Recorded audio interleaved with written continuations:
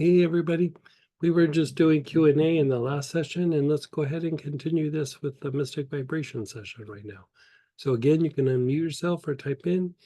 Go ahead and fire away. Well, we had a question come in from the last session, and so Okay. does Greg have any thoughts on the Lakota white buffalo birth prophecy that has recently been Yeah. in the news? Yeah. I used to travel with a medicine man that was Lakota. And I've had training in some of their practices and traditions.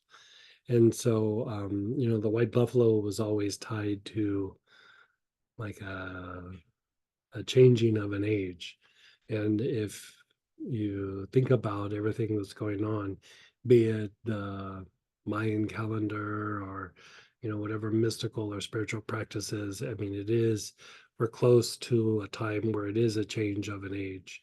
And so the idea is like when there's the shifting from one age to the next, it turns into a little bit of the Wild West, because it's change.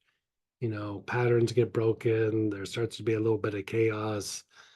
The order of things gets shuffled around because of the shift that's happening. And if you think about what's happening in the world, kind of fits. And if you look at the Mayan calendar, we have a good friend who was really into the Mayan calendar, and he went through and kind of figured out that if you look at what we see as the Mayan calendar was supposed to end in 2012, but that is in comparison with our calendar. And if you look at how calendars have changed over that last age, the 2,000 years or so, there was different calendars that were being used. And if you look at the calculations with all that taken into effect, that Mayan calendar really kind of came to an end around 2019, 2020. And if you think back with everything that's going on, I laugh now, but it's been a little crazy these last 4 or 5 years. Makes sense. And so that idea of a shifting of an age going into the Aquarian age, um, uh, it all makes sense. And in the Buddhist tradition, they'll say, you know, there'll be a dark night before the next age or the next period of light, or however you want to say it. And so in the Lakota tradition, the white buffalo was to symbolize a changing of an age and to show that better times are coming.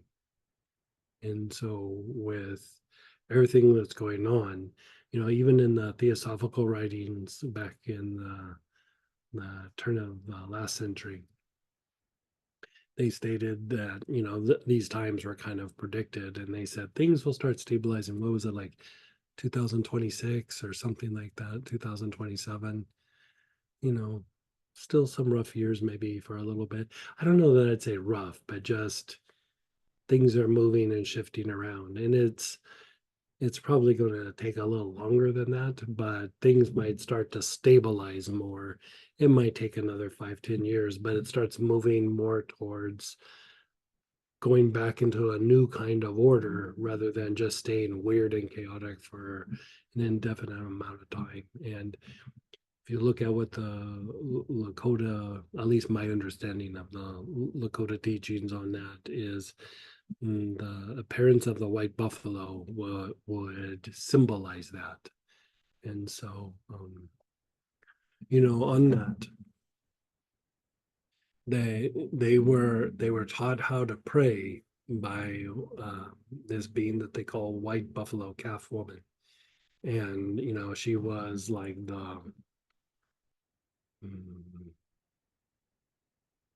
well, that's what the white buffalo is like symbolizes. And they were given like the sweat lodges and their prayer pipe, and they were taught how to pray and how to do ceremony. And if you look at white buffalo calf woman, even some of the drawings and things that I've seen looks very similar to Kuan Yin, like very, very similar to Kuan Yin. And even in some of the attire, it looks very similar to Kuan Yin. And if you think about what are some of the aspects of Kuan Yin, is Kuan Yin, or in the Buddhist tradition, it's male, Avalokiteshvara or Chenrezig, is associated with hearing and answering prayers. You know, that is one of the great spiritual elders that is associated with hearing and answering prayers. And so they were giving those teachings at the time, to get them through difficult times, right? To help them get through difficult times and prepare for the future. And so, you know, the white buffalo was always associated with this being that taught them how to pray and how to do ceremony and how to hold a certain aspect of life sacred. You know, they held all aspects of life sacred, but when I say a certain aspect, is to be able to set aside time for prayer and ceremony and you know, inner reflection and healing, and where before life was just about survival. And so I also find it very interesting with Lakota, the coming of the horse was like a really big deal for them. And it dramatically changed their lives, because what used to take maybe several weeks or a month to do as far as hunting and gathering food, um, they were able to do once they had horses in a matter of a couple of days. And so because they had the horses and that they were able to do these things for their survival, they started to have time to be able to do ceremony, to be able to do prayer, to be able to look inward and do these different practices. And the horse didn't just come because they found something out there wandering around. It came from you know, people coming to, you know, to the land from overseas to, you know, conquer and explore and everything. And so they basically ended up with horses fending off people trying to conquer them. And in that difficulty came this very great and beautiful thing. And how many times in our life do we have something where something very difficult happens, but if we handle ourselves well, there can be tremendous growth and blessings. There can be tremendous evolution that comes from the other side of getting through that difficulty. And, you know, so many times we see in the moment this negative thing happening, and it's like, and it doesn't mean that we should be wishing for negative things to happen, but you know, even when these negative things happen, they make us go inward and draw upon something inside that we wouldn't bring forth ourselves. And there is something to be said about that. In Kabbalistic teachings, they call this generation through pain and like difficulties. And it's that is associated with Michael, Archangel Michael, actually. And when I reflect on myself, I would love to be able to say, like, you know, I have all these things that are going really well in my life, and they happened because I chose them and I did all the right things and I made it happen. Like I just made it happen. That's never happened to me, not once. It's always been, I have this idea, I go forward, I start doing it, it doesn't go well, and I have to either go, okay, I give up and walk away, or I dig deep, make some sort of shift within myself, and I start taking action and movement to refine something, to over a period of time, to shift it, make it better, bring some order, and bring it to fruition, you know, to generate or regenerate something. And I never wish for difficulty, but difficulty does make us dig inward and pull something out of ourselves that we wouldn't really do ourselves. Like, there's too much sacrifice, there's too much pain. We have to shift too much. A lot of times, if I think about this for myself, I want to do something that's comfortable, where I don't really have to change anything and I make it really nice and comfortable the way that I want. It's never happened. At least for me, it's never happened. But I'll do something, it doesn't go well, and then I dig deep, and it's usually way better than even my expectation. And so that idea of having to dig deep like that is,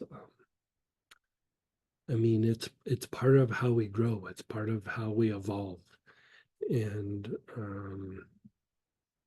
going back to the intellect, we have expectations, we believe something, and it stops the evolutionary process when we have those beliefs. There's a difference between believing and knowing. And knowing is based on experience, knowing is based on observation, knowing is based on, like, I can produce this result, right? And believing is just trying to have this, like, kind of template where, like, I don't have to make any effort, I just get to be comfortable, and I just get to live my life, and nothing ever really happens, moves or shifts or changes. And if you look at it from an alchemical point of view, they'll talk about, like, what is evil, right? What is evil? And you'll hear people say evil is the lack of God, right? There's some situation where it's the lack of God. And in a way, you could say, yeah, that's true. But in the old days, in ancient times, when they would be talking about alchemy, you see this a lot in some of the Muslim writings back, many, many, many centuries ago, and also in Kabbalistic writings as well. Is evil is not the lack of God, it's the refusal of God. It's the refusal of evolution. It's the refusal of divine intelligence, divine love, and divine power. And that drive for comfort is a drive that is associated with our lower nature, right? Our higher nature is spontaneous, it's spontaneity, it is movement. And it's the combination of the two that helps us to have our experience. But when we are just striving for our comforts in life, which is okay, but it can't be the driving force, right? It's okay to have those things. It's okay to be a little bit comfortable, and it's okay to want to have a good quality of life. But at the same time, we also have to be able to detach and let go and evolve into something that's past what we're experiencing in the here and now. And this is that evolutionary process. It is the movement, it is that spontaneity. And if you look at in the different traditions, when they, well, I'm opening up a can of worms, but we all are going to have our drives of intellect and our drives of comfort, and hopefully we have a certain amount of intuition and movement and those innovative processes. But at some point, as you develop more and more intuition, and you become more innovative, and you have more active clairvoyance or active intuition, then at some point these two ideas are at odds with each other. Um, Intellect and intuition are somewhat at odds with each other for a period of time. And if you look at all the energy centers, all the chakras, they have an aspect of God within each one of them. Yeah, and a name of God. There's a holy name associated with the chakras. It's what makes a chakra and not just an energy center, right? Energy center, like animals have energy centers that are very similar, but they don't have that aspect of God within it, so it's not a chakra, right? And I know it's splitting hairs, but they have more of an oversoul, where we're in the process of becoming more individual, right? And so there's also this aspect of the lower nature or the lower drives. And so in each of the centers, we also have what you'd call as an adversary, right? Something that is associated with the lower nature or the intellect that is driven more to like our lower drives. And so part of our task is to have mastery over these lower aspects and to be able to cultivate the aspect of God within each one of these centers. There's a spiritual potential in each one of these centers. And so the positive aspect eventually vanquishes the lower aspect. And vanquish doesn't mean cast out, it means having mastery over. Now, each energy center has one adversary, except the crown. It actually has two, and the two adversaries are ever at odds with each other. And so it's these two lower aspects that are always fighting with each other, just fight, fight, fight, fight, fight, fight, fight. And it's basically um, the aspect of intellect and intuition. They're always at odds with each other. And so even when you take intuition out into the world, there is a pushback from the greater intellect in the world to push back. Right. So there's the conflict within you, but also as you spiritualize and take it out into the world, it also there's a pushback where there's a conflict between intuition and intellect out in the world. And how do we harmonize these two aspects of our mind is the development of the heart, but in alchemical practices, almost in every tradition, um, there's some aspect of working with the planetary aspects, right? The planetary aspects and the seven classic planetary aspects. So sun, moon, Mars, Mercury, Jupiter, Venus, and Saturn. And the more that you start to work these aspects, it starts to harmonize these two aspects of the mind. But it's not about it's not just about cultivating the planetary energy. There is you don't see this very much, but in inner teachings they refer to like there is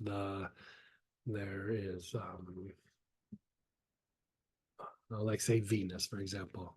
There's Venus, the classical aspect of Venus, but there's also an impure Venus, right? That back in ancient times was worshipped by different cultures. And this impure aspect is tied to the conflict, right? And so part of practice through meditation, through mantra, through purification, through purifying the body, what you're doing is you're purifying the impure aspects of these planetary influences. And as you purify these impure aspects of these planetary energies, those two aspects of the mind become one, right? And you could say that is a form of enlightenment. That is a form of um, uh, being able to be a soul or a spirit on earth in the form. And you see this like in the Hindu tradition where you say Krishna or Rama and they're blue. That is the harmonizing of these two aspects. In the Buddhist tradition, you see the different Buddhas and Bodhisattvas, and they're wearing special hats and they have the four elements and the seven planets on it. That is also a symbol of these aspects. You see it in the Jewish and Kabbalistic traditions. People go about it in different ways, but for the development of the heart, for example, the adversary of and that's in the heart. And if it's okay, I'm not going to say the names, just because I don't want to start throwing names around, those lower names. But one of the ways that they would describe the adversary of the heart is the impure Venus that was worshipped by a certain culture, right? And it's just because of the writings. That's usually a Kabbalistic writing that is talking about that. But by going through and purifying that aspect, the heart becomes super, super, super activated, and you are literally cultivating and holding the name of that aspect of God, right? And so if you look at the prophets, especially in the Hebrew tradition, the Kabbalistic tradition, um, and actually also in the Lakota tradition, although they use the names a little bit differently, some of the symbolism was almost identical. But the purification of this aspect, most of the prophets would say the two aspects of God that they worship is the holy name of the heart, and then the holy name, the YHVH, like the casual way of saying it would be Yahweh. But it's sometimes we're doing a practice and you'll hear me go, Yolche, Walche. It's that aspect. And it is kind of what we were talking about before, like that inner guide, that inner ability to go inward and to break perception and to perceive your true nature, your cognitive ability to perceive your true nature, so that you basically can end your suffering and potentially even end suffering for some of the people that might be around you. And so, yeah, boy, how did we get on that? But anyway, enough of that. But kind of interesting though, yeah.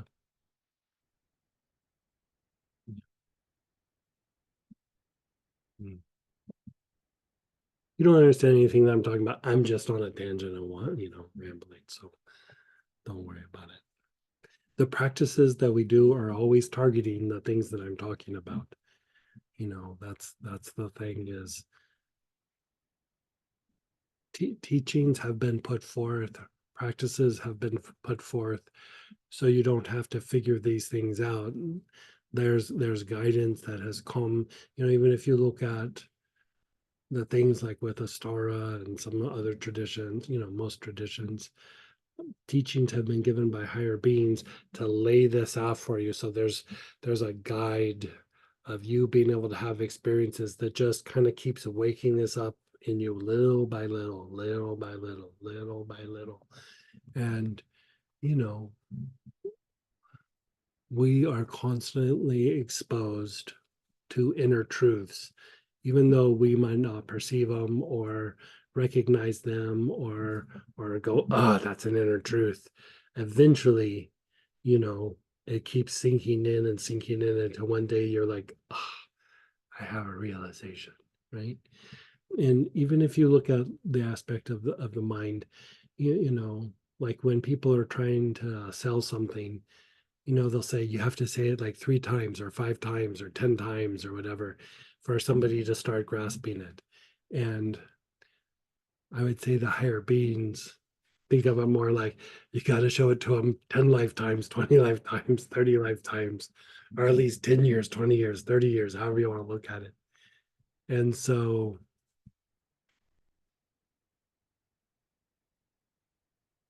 even in difficult times, there's always a goodness that's there. We might not see it, but it's always there.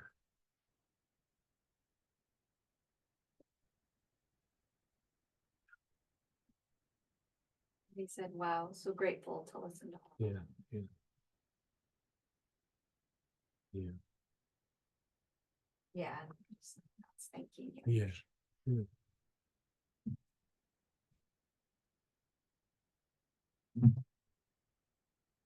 We still have time for a little quick question. Hey, Dean. Let's get you unmuted.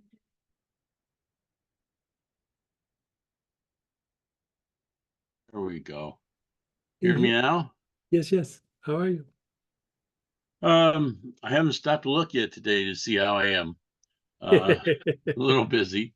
Yeah. Uh, this evening was absolutely excellent. I understood everything that you said, the way you put it, the way you came across with it. It's amazing. Well, thank you. I mean, no, let me thank you. Uh, I greatly, greatly appreciated it. So Thank I look at life as entertainment. Some of it I don't like, and some of it you. I do. Yeah, I love that. Yeah, very good. Thank you again. Yeah. Like what I said, like, how are you? At one of my teachers, I'd always go, I go periods where I wouldn't see him or talk to him, and then I'd talk to him and I'd say, "How are you doing?" And he'd go, I don't know. I woke up this morning. I'm doing okay right now, but at the end of the day, I hope I'm still doing good. But every time I would ask him, he'd go, "I don't know." Well, the key point in the morning to start the day is if both feet hit the floor simultaneously, it's going to be a good day. There you go.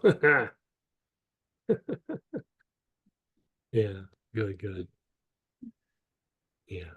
And so, well, maybe we do this again next week. Maybe if you have questions or something, I know we only have a couple more minutes, but um let's maybe do this again next week. I love that you guys have questions, and so many times we do practices and things, but it's nice just to like answer questions and chat and if you have something you want to explore or something, write it down and let's talk about it again next week. So Go ahead, Romano, we have a minute. yeah, we still have like a minute or two. So hey, how are you?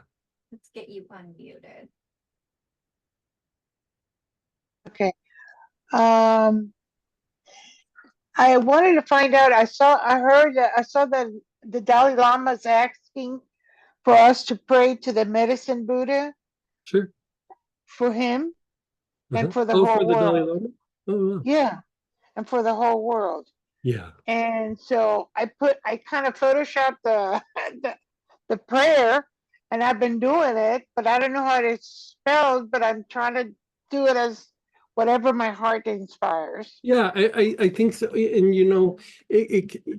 a lot of times the different traditions and teachers will say, do this particular practice, but I like the spirit of what he's saying, and like if you can follow the thing that he lays out, great. But even if it's just, one of the things that you could do is, I like to do this practice sometimes where, like, it's almost like an offering, and like say I'll sit and do some mantra, and instead of it being about me and being something self-centered like I want or in my suffering or Right, something like right. this, I'll go, okay, for like here the Dalai Lama, or even for the medicine Buddha, because even the medicine Buddha is still growing and evolving. Go, this mantra that I'm chanting, let it go for the further development of the Dalai Lama, or the further development of the medicine Buddha, or the further development of Kuan Yin or whatever. And granted, it's just a drop in the ocean, but it's still an act of like giving a gift of sorts. And then you can Right. even just chant Om or Om or Om Mani Padme Hum. I do that almost every day, where different beings, I'll do practices, and I like to use the Gayatri mantra just because Right. that's Right. invoking the blessings of the solar logos, and it's like I do it as an offering to each of the beings, like that this help their development. Not that they need my help, but it's a way of like giving a gift. It's like giving a little flower to that being. You know how like you go to a temple sometimes and you go outside and you pick a flower, and with Right. love you give it to the statue. It's kind of a version of that. And so Okay. I would say if what he laid out was too complicated, just do a form of that.